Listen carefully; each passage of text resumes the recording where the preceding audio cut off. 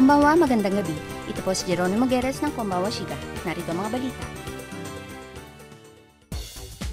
Nakamit ng Zeze Coco, kinatawan ng Shiga, ang silver medal sa ginanap na unang kumbensyon ng Agham noong nakaraang buwan.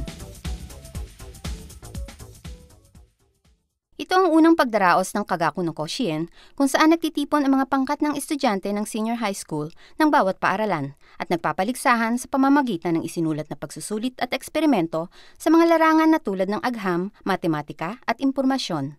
Noong nakaraang buwan, nagpahayag ng kagalakan sa kanilang pagwawagi ang 8 estudyante ng Zeze Coco, unang pangkat na nagwagi ng silver medal sa paligsahang ito.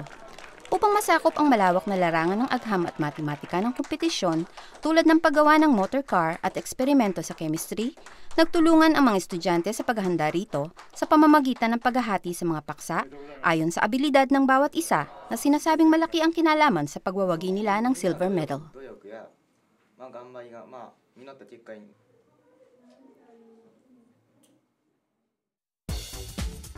Ang pagtaas ng presyo ng gasolina ay walang pagtigil. Parating na ang panahon ng pamamasyal sa Tagsibol. Hanggang kailan kaya magpapatuloy ang pagtaas ng presyo ng gasolina?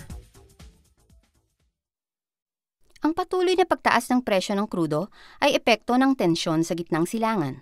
Ayon sa Petroleum Distribution Center, ang karaniwang presyo ng 1 litro ng regular na gasolina sa Shiga ay 152 yen noong ika-19 ng nakaraang buwan.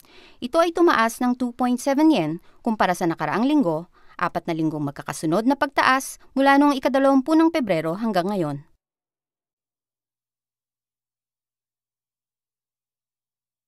Umabot sa ganitong pagtaas ang presyo noong tag-init ng 2008 sa naganap na pang-ekonomiyang krisis at maaring lalo pang tumaas ang presyo ng langis kung magpapatuloy ang tensyon sa Middle East.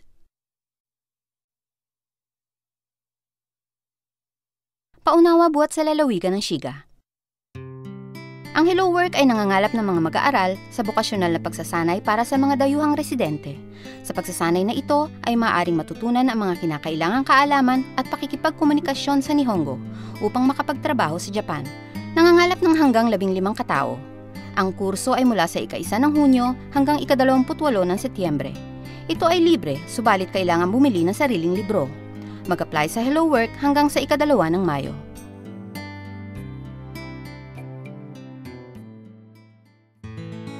Ang La Fall Journée Biwako Music Festival 2012 ay isang pagdiriwang kung saan ang mga manunugtog ng mundo ay magtitipon at babalutan ng musika ang Lake Biwa.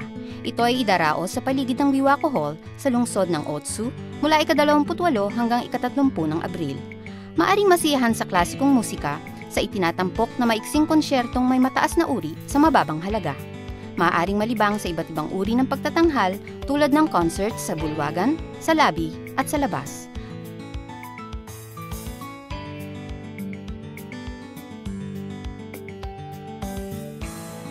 Para sa pagbili ng tiket, makipag-ugnayan sa Biwako Hall Ticket Center sa teleponong 077-523-7136.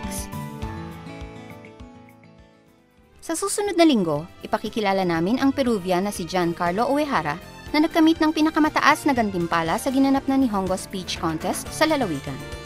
Hanggang sa muli, sayonara, paalam!